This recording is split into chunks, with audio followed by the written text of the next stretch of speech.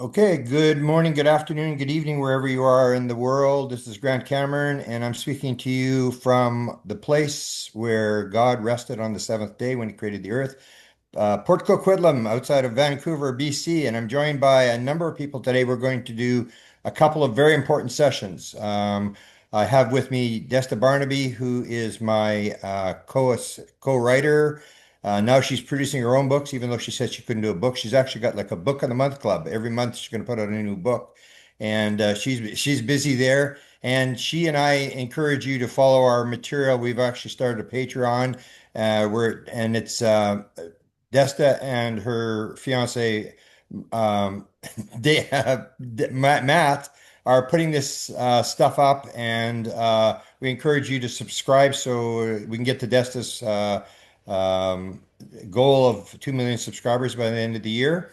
And of course, we're joined by Matt, who does all the artwork for us and the technical stuff for us. And they've spent a lot of time in the last couple of weeks, you know, where they're supposed to be working with their business, and they've been working with us. But we're joined mostly by important people that I wanted to talk to. My good friend Rob Freeman is with us today, and his partner Mark McNabb, and they are film people. They film UFOs. He's traveled around the world probably numerous times, has an impressive set of cameras that he uses. He actually came to Manitoba, did the two big sightings in Manitoba, the Carmen, Manitoba sighting, and documentary on the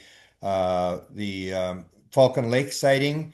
And we're going to talk to them today about an upcoming event that they are going to be doing at Mount Shasta, along with Dahlia, who's with us today. Welcome, Dahlia. And they are going to go. Mount Shasta is very famous for UFOs. In fact, I'm doing a book right now called Top 10 Sightings, and these are the top 10 sightings that I've come across in my 50 years of research, and the top three are all Mount Shasta sightings. So they're going there, but the important thing that people may want to hear is that they are going with this now infamous, famous dog whistle. And we're going to learn a little bit about the dog whistle today, and they're going to test it out there. The claim is this is 100% effective at bringing in UFOs, and Rob has got two of them, I think, and they're going to be using these on Mount Shasta, and we'll see what happens. So we want to talk about that. The other thing we want to talk about with Rob Freeman is I'm very interested in the side games.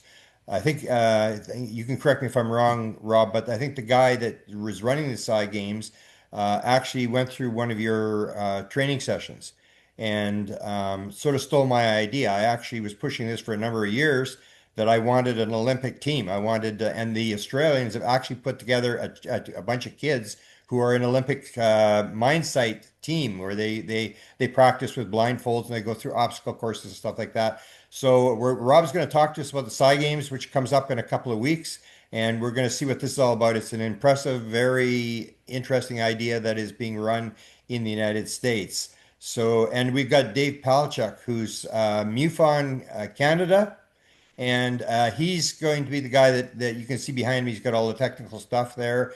He's going to describe to us the dog whistle, and maybe we can get a little bit of comment about what's important, what's going on in Canada in terms of UFOs. So welcome everybody, and let's get started with Rob to give me a little bit of background and what you're planning to do here. That interested me so much that I decided we had to have this interview right now.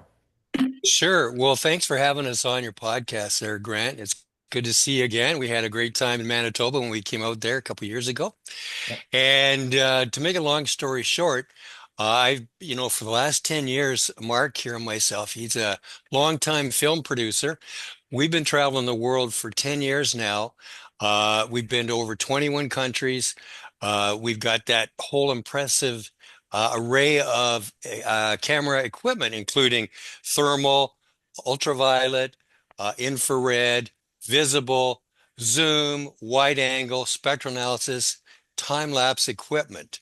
And we've captured a lot of things, including the famous one, the Squamish Orb, which Dave here at the time was a chief investigator for MUFON, and he determined it to be about a 6 to 8 foot orb that actually came across from the Squamish, the chief mountain there, Squamish, BC, and went into the woods. And that's the now famous video. And it was about one of the top 13 for MUFON in the world that year. But I guess to make a long story short, also, uh, not long after we started traveling the world, we came across this whole Mindsight thing. One of the people, Leonia Pelt, that we met with in Australia, when we got back, we were traveling around Australia with her at different events for the UFO stuff and skywatching and so on. And when I got back, she sent me videos of her grandkids running around the backyard with blindfolds on, apparently being able to play hide and go seek and spot one another. And, they're moving around trees and bushes as if they could see. And I asked her, I said, is this a joke or is this real? Because if it's real, I want to do it. And to make a long story short, here we are a few years later. I'm putting on seminars under the name of Vision Without Eyes, and that's the website, visionwithouteyes.com. We've done several seminars already, and we're teaching people how to open their mind sight. And there's two levels to this. There's the intuitive mind sight where you get very hazy images, more like photos. You get a knowing, you get a feeling, and you can be about 80% correct in that. And then it moves from there into what we call the advanced level mind sight, where you will get like a little window opening, a little dot. And you can start by seeing colors through that in real time. Those dots get bigger and you can see the room through it. It's like a window to your mind without your eyes. And so Dahlia is here with us today. She came to my second seminar and she opened right away. I have a video that we can show later where it shows when she opened and she shows the mask and the patches and she can see all the cards being shown. And so what we're doing now is we want to combine the two, Grant. You know, I've got videos on the internet on my channel where we're in the dark, me, Wendy, and I've got infrared cameras, I've got thermal cameras, and you can see me seeing the cards that Wendy is showing in front of me. It's pitch black. There's no light in the room. We sealed the windows, we sealed the doors, and I had my thermal running, which you have seen on the expedition. And the thermal picks up images by heat only, not by light. So the room was pitch black. There was no light of any kind, not infrared, not in ultraviolet, not visible, nothing. And it picked up the images of me, my body, by heat. And Wendy is showing the cards, and I got all of them. So to make a long story short, again, we want to combine the mindsight ability with, we're also teaching telekinesis at this Shasta event, and telekinesis helps mindsight open fairly rapidly. We're going to teach telekinesis in the morning. We're going to teach mindsight in the afternoon. Mark and Dave here are going to do UAP presentations late afternoon, where we showcase our travels around the world for the last 10 years. Dave's going to talk about warp bubbles that have been seen in videos and still photos of UAP craft documented, and he's written a book about that. And then we're going to go out and do a skywatch. Now, we'll do skywatches at Mount Shasta itself. We'll do skywatches in the area. We like to go to different spots, and we will have all the equipment set up. And the idea is, of course, we have been out together, you and I and Mark, and we have seen things in the sky on a visible basis. The idea is to spot with our newly acquired mindsight things that are not being seen in the visible, things that are invisible. Now, the different participants will pick that up in the sky. They will, show me where they are. I'll move the equipment to that spot and attempt to film because I have equipment that can film in the invisible, infrared, ultraviolet spectrums. So that is the exciting thing about this event. It's an epic event, and it's the first time that we're combining the two. I do hear anecdotal stories of people that do operate their mindsight and can see orbs and can see various things in the sky that people with their normal visible sighted eyes cannot see.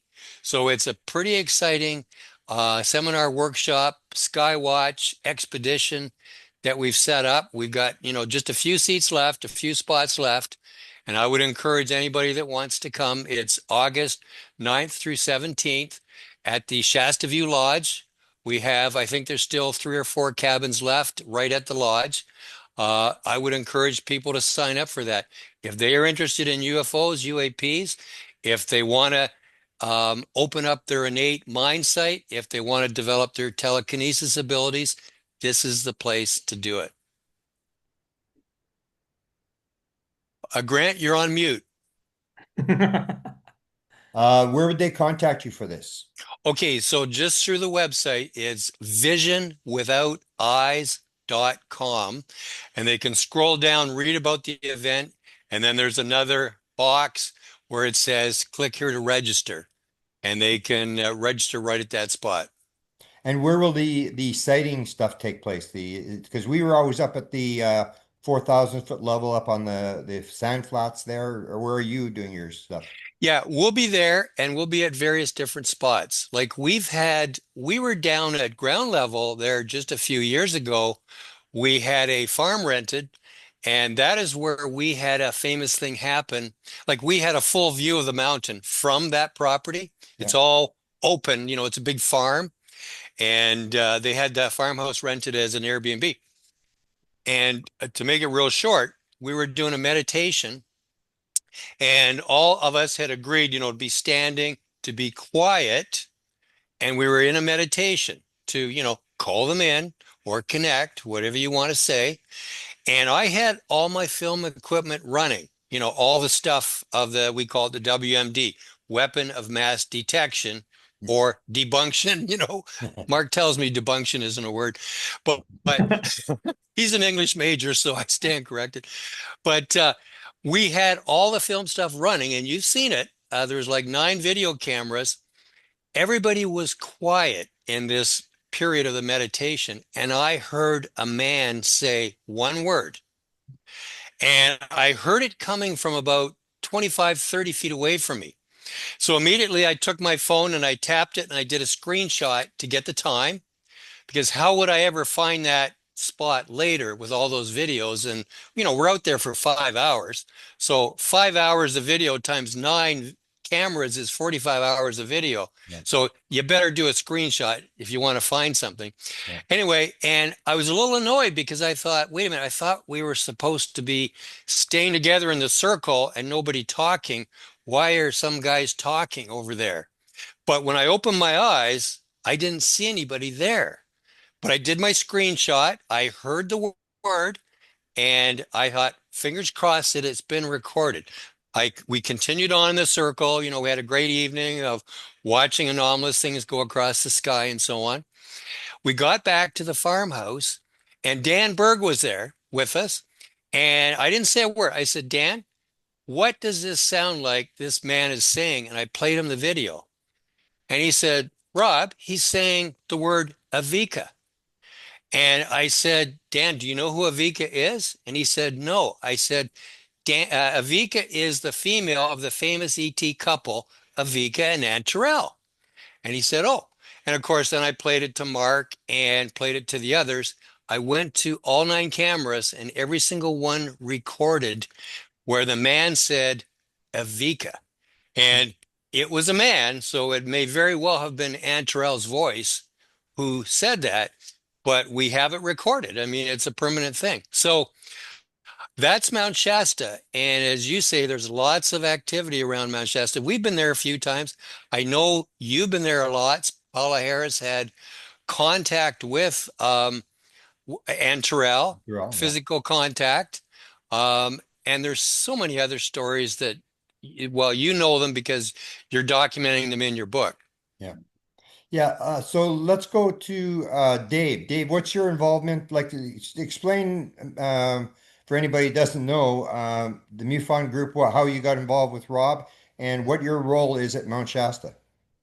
Yeah, thanks, Grant. So, MUFON, first of all, stands for the Mutual UFO Network. And I got involved in it, 14, 15 years ago. I used to do a little investigation and wondered what's going on in our world by myself. And I happened to hear about MUFON. So I checked it all out and decided to join it. Now, over that time, I went through quite a few different levels uh, as a MUFON field investigator after doing the course and getting a pass. And it's quite a course. You get trained on forensic investigation, basically. Eventually, I ended up being the chief investigator for all of Canada. And then a couple of years later, I ended up being the national director. So I was actually running MUFON Canada for 4 years, and I ran it through the COVID years. Boy, that was tough. We lost so many field investigators. I actually had one pass away too. Uh, so that was interesting. So my involvement with MUFON also was with Stu Bundy. And Stu Bundy was the national director at the time that we decided to help Joanne. Oh, now I forgot her last name, brain freeze, who was running the Alien Cosmic Expo. And so MUFON decided that we would help her because it became more and more about UFOs, UAPs, ETs, NHI, and all these terms. And she was a dowser and really, really nice person. So after the first year, we actually kind of took it over a bit, and it ended up becoming sponsored by MUFON Canada. Eventually, it was a complete MUFON Canada symposium. And as you know, Grant, you were there. We had lots of different people. So that's where I met Rob and Mark. They grabbed a booth, brought in the WMD, although it was in its infancy. It was pretty small at the time compared to what it grew to. It's kind of shrunk down a bit. And I was fascinated by what was going on with these two. And Mark shoved a camera in my face and said, Dave, tell us about MUFON. And I went, okay, this is where it starts. And we became, I consider best friends. And I've been to different places with them, helped Rob and Mark and helped Rob with my electronic technology um, aptitude to increase or enhance the equipment. We've actually switched to, in some of the cases, to using security cameras. That's exciting because now you can record 24 hours a day and look for motions, look for things. It's quicker to find the data we're looking for. We're still experimenting with that. I have 3 right now, and we're still experimenting with it. Unfortunately, it requires 110 volts, and there's the problem. You have to always be able to plug in. So it was a decision was made to make what I call the football, and it's a briefcase, and that briefcase holds 4 or 5 computers in it. So when we go out, we are looking for different radio signals, and one of the ones is the watering hole. I don't know if anybody knows what the watering hole is, but the area between 1420 megahertz to 1600 megahertz is considered the water hole. It's off limits to any commercial transmissions. It is Earth to space and space to Earth. And the reason they use that one is because 1420 is the natural vibration of hydrogen in the universe, and they figured it's more like a mathematical, transmission system. And SETI is the one who got that banned from everybody but military and NASA and of course SETI. And a lot of the radio telescopes are not just looking out for signals, they're monitoring those frequencies, and we monitor those frequencies. And I have had something twice now, even in my home, which was heading to space and coming back from space. Now, I don't have the equipment yet to decrypt it to find out what it is, but I am working on that. So we monitor the radio frequencies, we monitor the air traffic. We can sit in a spot anywhere in the world. I can tell you if it's a plane flying over or not a plane. And then recently, I worked on a passive radar system, which we were hoping to take to Mount Shasta. I think I got it fixed, Rob. And what it is, instead of sending out a radar signal, which we don't have a license for, we use signals already in the air, like an FM radio station. So you have 2 antennas. One is what they call the base line, and you tune it right to that station. And then you look for reflections off of objects flying over on a second antenna, 50 to 100 feet away. It's been proven that those reflections will come back within the same frequency or very close to it. But because of Doppler effect, we can tell you how far away they are. But if it's not a craft of human origins, it shifts the frequency. And I'll be explaining all that because it's called the warp bubble, and the warp bubble is surrounding the crafts, and it causes frequency shifts. And it's all in my book that I co-wrote with Chad Wanless. Chad's also MUFON. I set him as the ERT manager for experiencers when I was the national director. He still does a bit of that. What's So the name of anyway, the book? Oh, the book is Hidden in Plain Sight, Exotic Propulsion of UAPs or something like that. You know what? I don't even think I have one left here because I gave them all away. Oh, I got one on the shelf. Good. Grant, send me your address later, and I'll Yep. have you send you one, or you can have a PDF, a copy of it. You can just Yep. read it online. Beautiful. Yeah, we'll promote it for you. It's quite big. It's about 365 pages, and it explains it in more layman terms. Just quickly, that book, we tried to get it published through scientific papers, and we put it through peer review. There's only two in the world that will look at UAP, for scientific review. I don't think any of them published much. But anyways, they came back and said, this is perfect. All the reviewers, which were PhD scientists, agreed 100%, but they all said we can't publish it. And the reason we couldn't publish it, because we don't have PhDs. We're engineers, Chad and I. Yeah. So they wouldn't publish it. So we said we got to get the word out. So we decided to self-publish on Amazon, and it's being successful so far. And I know that because we traced among the orders, a lot of scientists bought it. Beautiful. And And can I say too, guys, yeah. Dave is bringing this book to Shasta. All the participants will get one, Grant. Oh, beautiful. That's and how's things in Toronto? That's where I actually met Rob because Rob gave us one of the most bizarre apportation manifestation cases that we had in our apportation book for Desta and I. That's where I met him, and there was quite a few people there. Well, what's the situation in Toronto? Do you still have a lot of people that would show up at a conference? We don't have conferences anymore. It died at COVID. So we went for 7 years, the first two being Joanne, who ran it. So we did five, but we brought it from Brantford into Toronto. Yeah. So we had 5 years of Toronto, and it was a lot. I mean, we had a lot of famous ufologists. We had people like, Walton Travis show up. We said pluses. We used to have we've lost a few ufologists over the years, but of course, we used to have some very, very famous, very well respected people doing our seminars. Um, but anyways, got to know a lot of people. That's where I met you. Yep. And yeah, quite enjoyed it. Oh, by the way, there is the book. Oh, beautiful. So just so you can see the title, Beautiful. Hidden in Plain Sight, Evidence of Exotic UFO. That we're going to put UAP propulsion, anyways, UFO. Yep. So, anyways, Beautiful. I signed it with my real title, which is Professor. And Grant, can I tell you this? That we inadvertently provided Dave with some evidence for that Yep. when we were on, no, we're not the only ones, but when we were on the Argentina expedition, we had a lot of Spanish speaking people around. And of course, I give the instructions with the lasers, never touch a light with the laser beam, right? Like, could be a pilot. We don't know. So always circle the craft. Well, we had all kinds of lights appear, go on, go off. We filmed it all. We had the folks who were circling them with lasers, and I got it all videoed. We sent all the video to Dave, and he analyzed it. You're a And debunker. yeah, and the first thing he says was, "I guess your participants were shooting lasers at the light."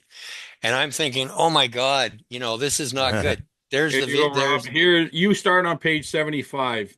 Wow. So okay. if you don't mind me saying, I was shocked because Rob didn't see it. Nobody saw it. And I went, you hit the damn UAP with the laser. Yeah. He went, what?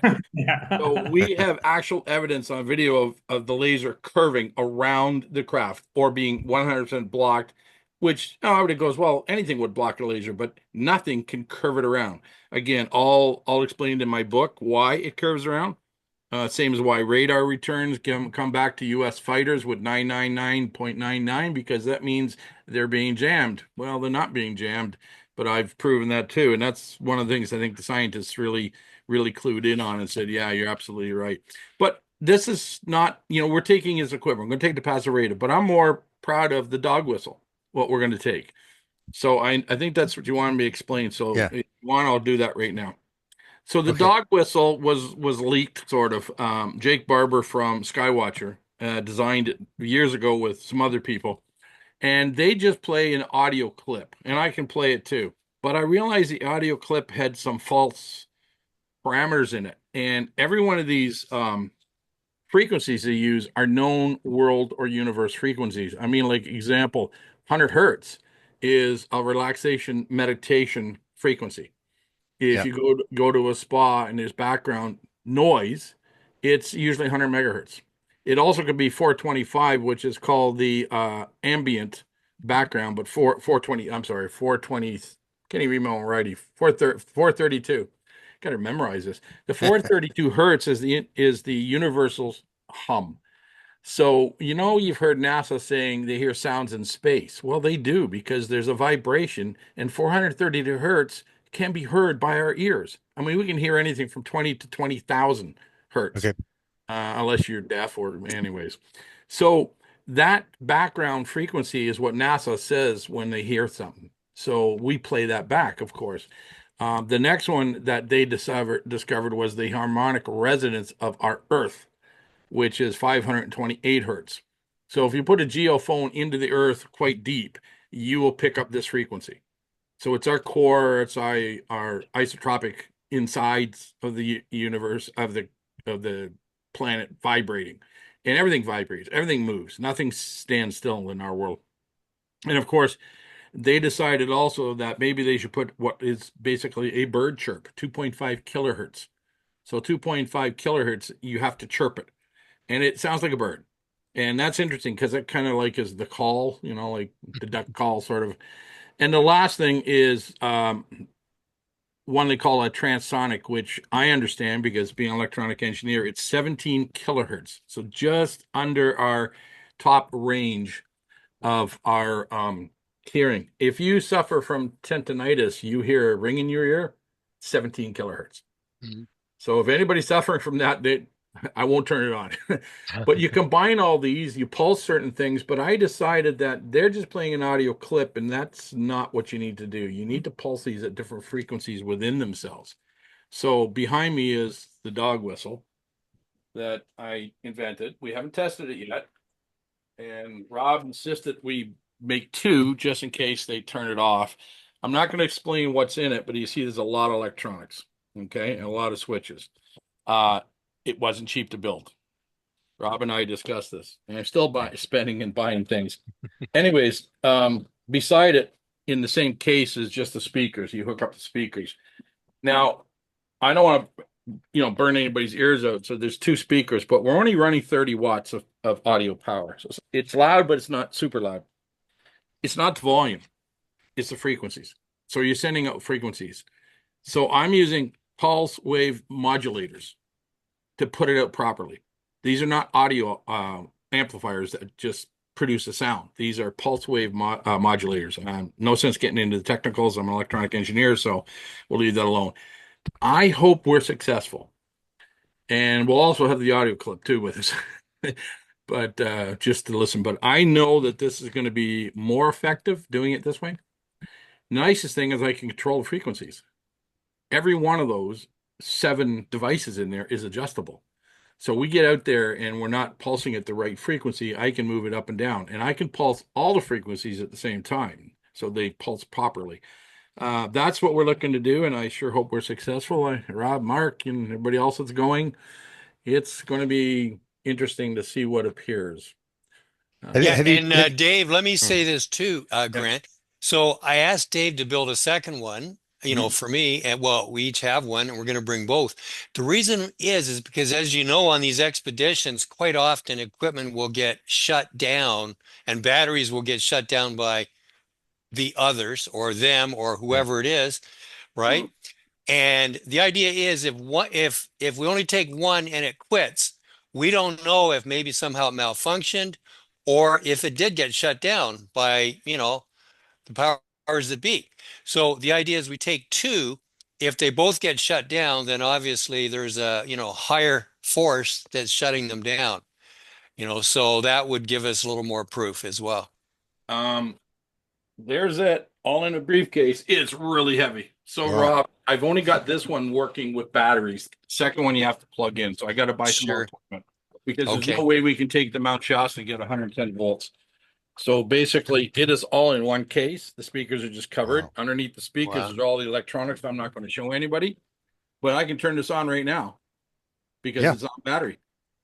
Okay. Can we hear it? Want to hear it? Yeah. Yeah. Let me just take speaker out.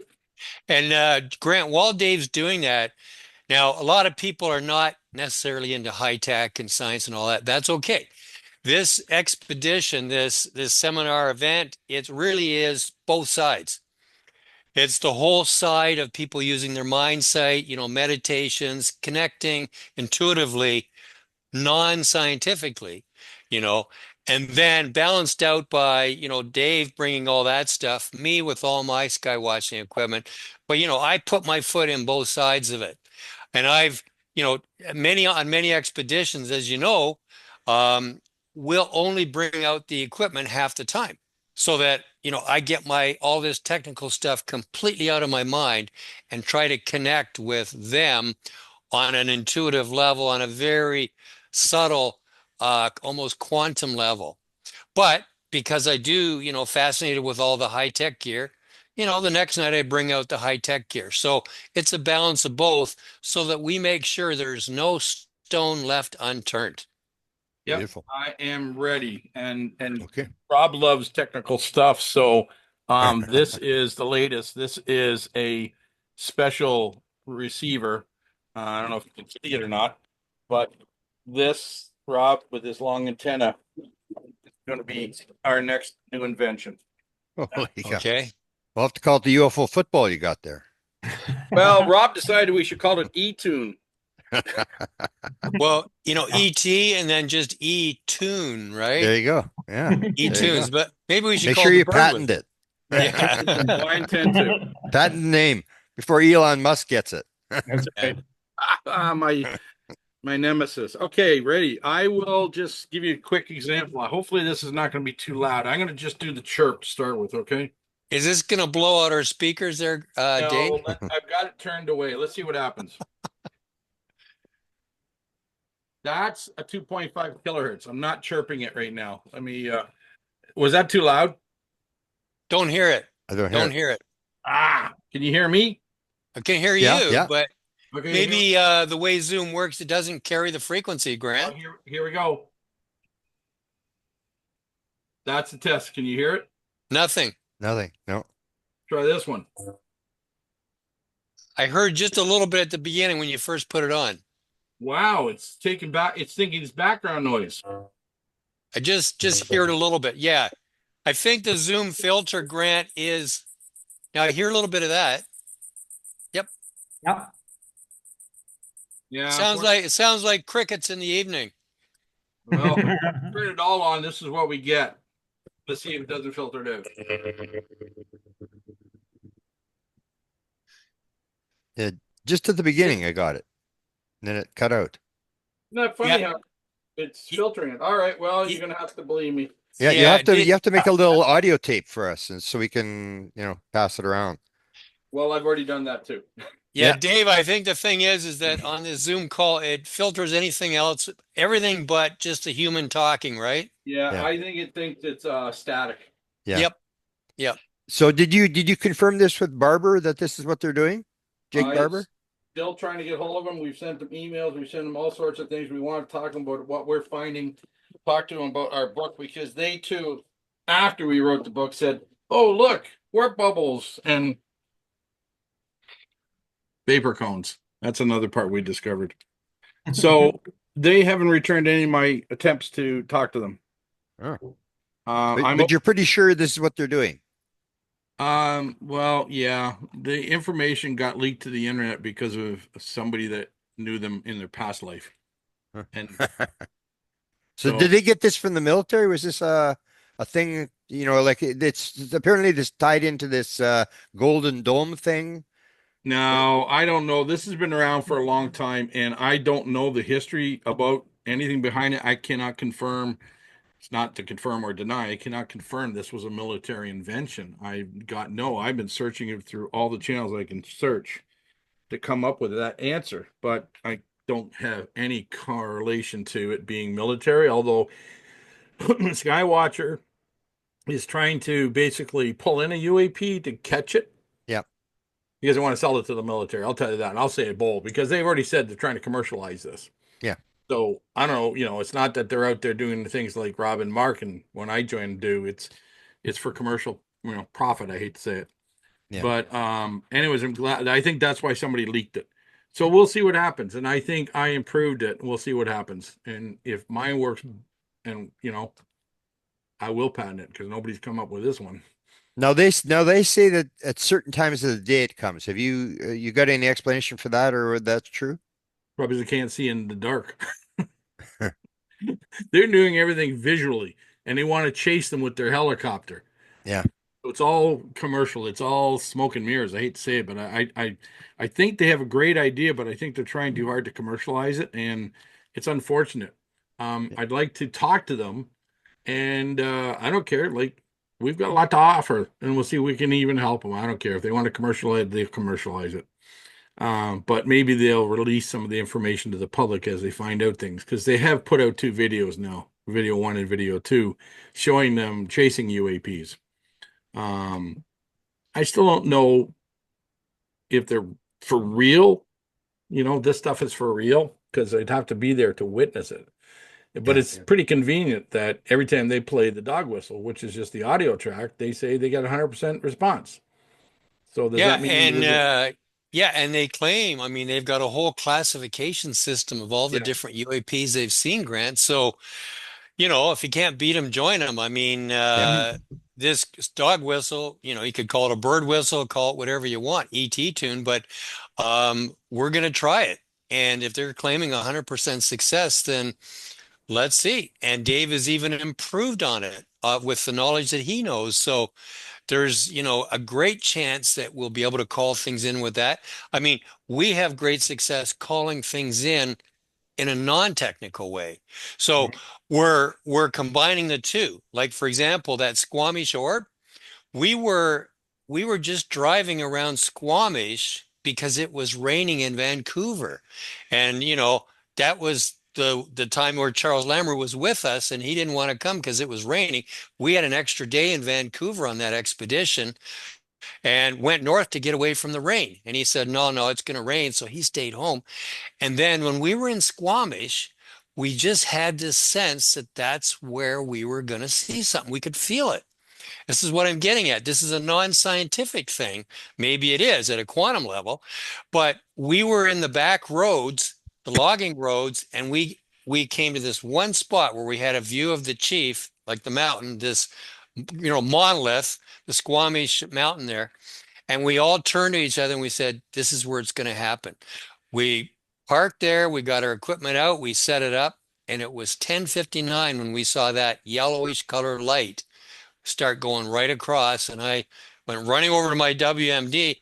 At that time, I didn't always have the videos running. I had the cameras on, but I would start record. That's how I did it up until that night. And then, I only had time to press one camera, and it was the infrared camera that you see the Squamish Shore video in. And I got it for like the 8 seconds, and it went right into the woods. So, we felt that. And we all knew we could feel it in our gut that we were going to have an experience there. And when we are very successful, we usually have had that feeling and that understanding and that intuitive sense in advance or just shortly before. Same thing at Playa, where we had 7 different crazy things happen. We knew where we had to be. Where we first showed up, we weren't feeling it. And then we drove down the beach and then we stopped and we said, this is where it's going to happen right here.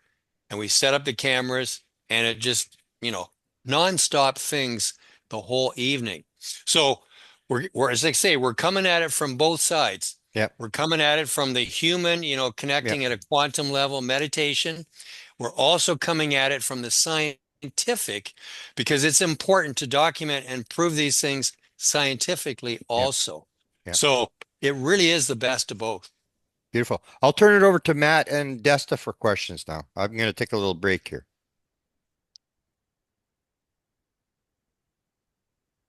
You're Okay, muted. Desta, you're on mute. There she's off. With the dog whistle, I always wondered, do you think it has to be connected to the user's emotional state for it to work?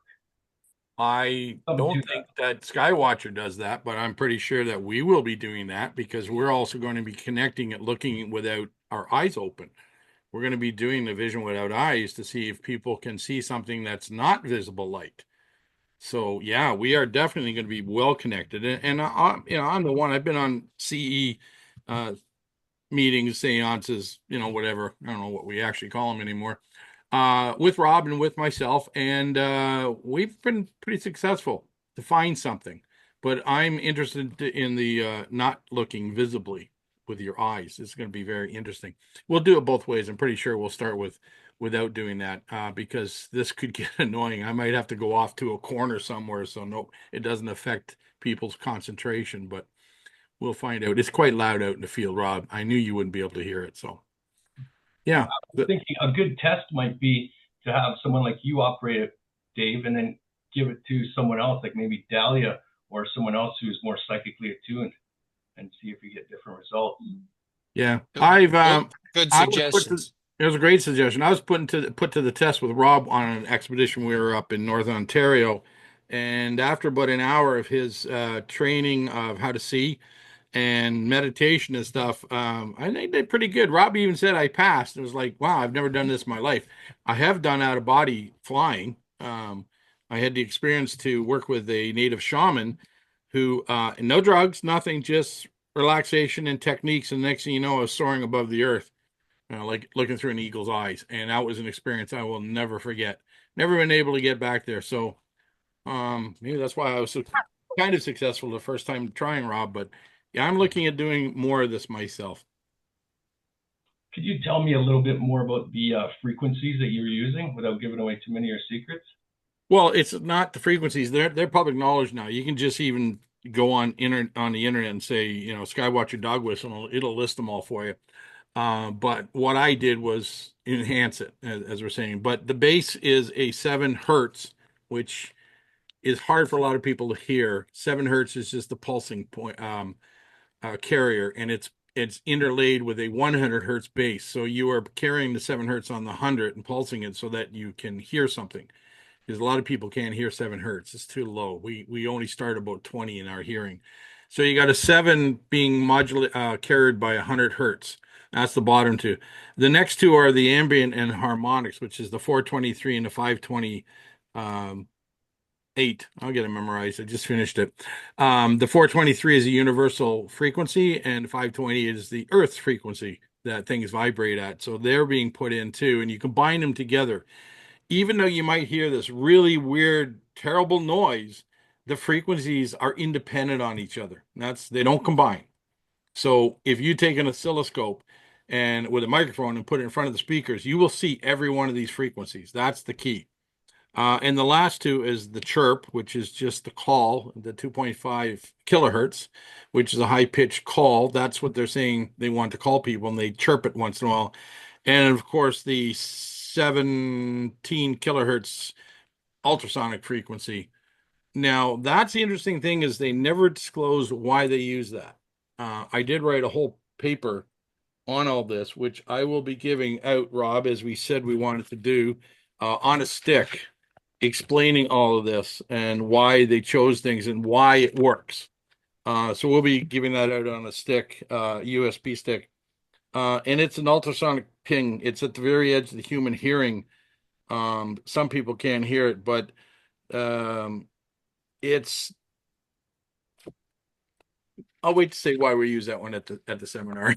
It's really weird, so I don't want to give too much away. Sorry, one last question. Why do you think UAPs would respond to this? And could it possibly be that these signals, these chirps, these frequencies are possibly their radio communication, and we're kind of intercepting it or transmitting it?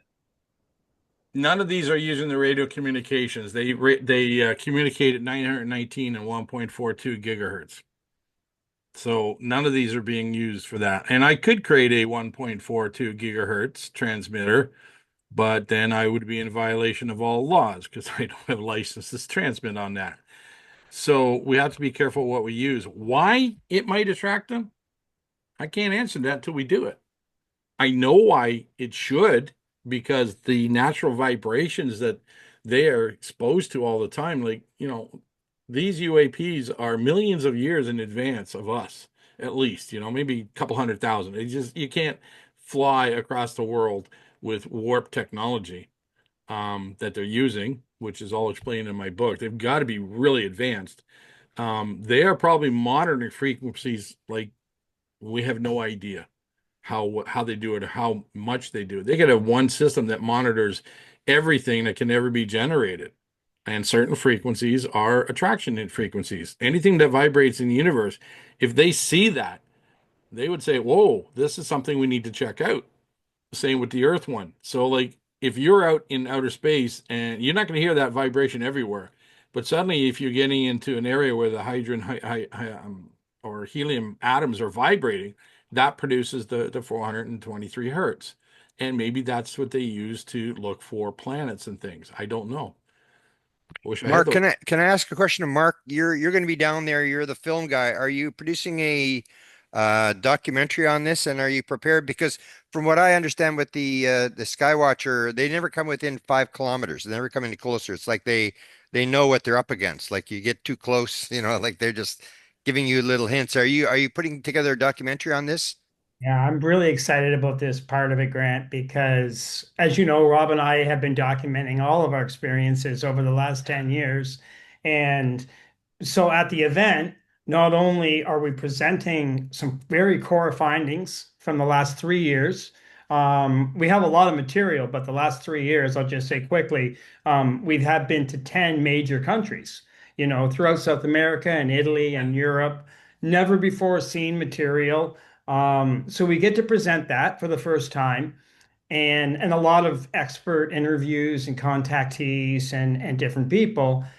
But also, this is groundbreaking for me. Like as a filmmaker, it's very groundbreaking because you're getting this opportunity to bring, well, like Rob had mentioned, this for me is the best of both worlds. You're having this, you're having, Mindsight, and you're having the intuitiveness, and you're having telekinesis, and you're having all these different things, and it's being combined with an opportunity to be with Dave and to be with the technology and the science of how we can integrate all this. It's daunting. I mean, it's very daunting at the same time because we're pioneering. I feel we're pioneering something kind of historical.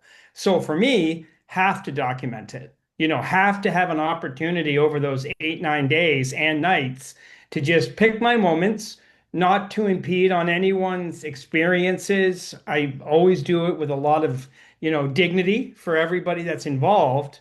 Whoever wants to be filmed, who wants to have their experiences documented, incredible, but respectfully, we don't get in anyone's face, but we still end up with something that's documented that has integrity, but also will completely encapsulate the experience. Because I just know that there's never been an opportunity to bring this kind of core group of people with everything else that's going to come in terms of science and experience. I think it's going to be incredible.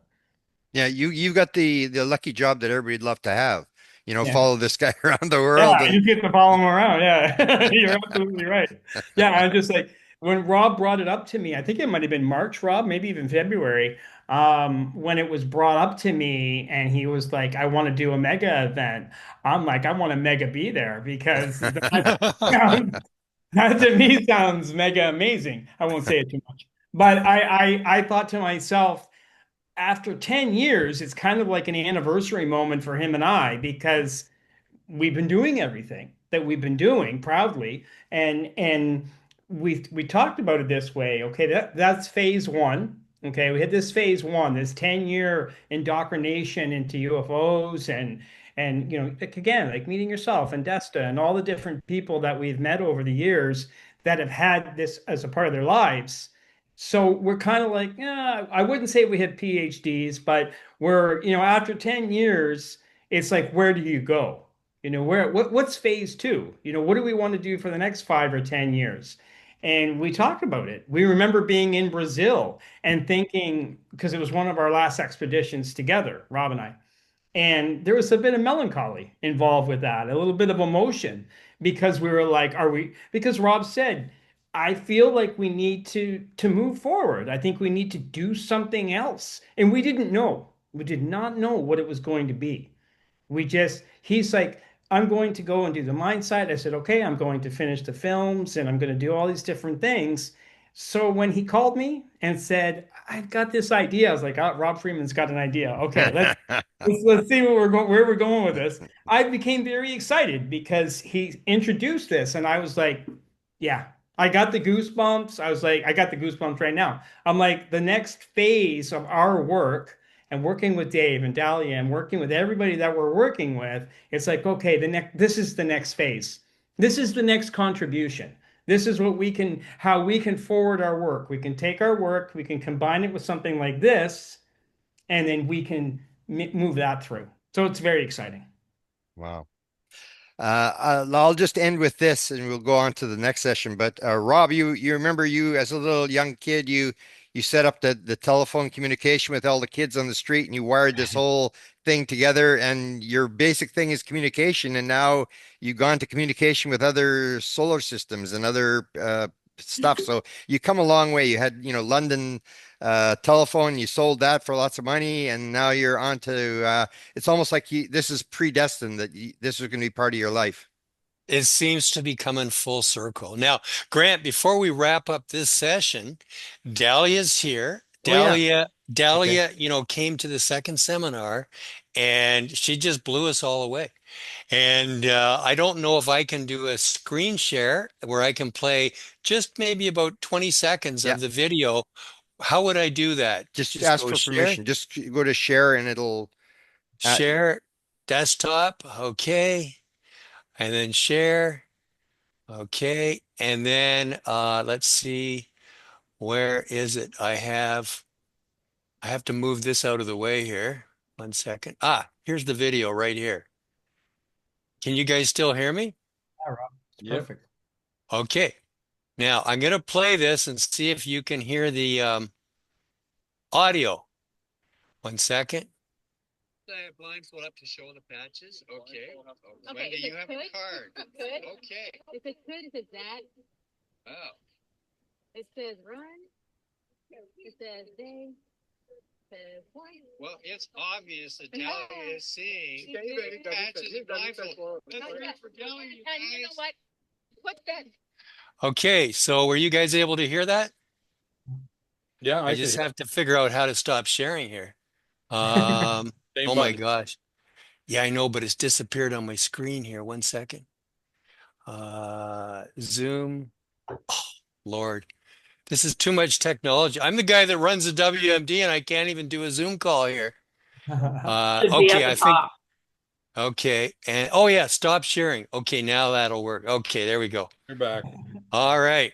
Okay, so that was Dahlia had her moment where she could see and with patches on and the mask. So I thought I would invite Dahlia to this Zoom call because many people do want to come to the expedition, this event, to open their Mindsight. And Dahlia is going to be there. She's going to be demonstrating and she's going to be helping all the participants. So would you like us to do a little demonstration here, Grant? You're mute. You're mute. Grant's on mute, and so is Dahlia. Let's go to the psi thing. Let's break and then let's go to the psi thing and we'll go into Dahlia and explain to people what that's all about and then how that ties into the psi games. Sure. Okay. Okay, so Desta, shut this one off and we'll restart and you can bring Dahlia on. And I'll say good afternoon to everyone. Namaste. Thank Yeah, you. thank you very Well, much, Grant. We'll Thank hope to you. catch you in the field sometime. Yeah, no, I'm excited, and I'll keep forwarding information to you, Grant and Desta. I'll make sure you guys are up to date on everything that happens. We'll promote it all because you guys are doing important work. Thank you, sir. Thank you Thank very you. much. So Okay, Grant, guys. Grant,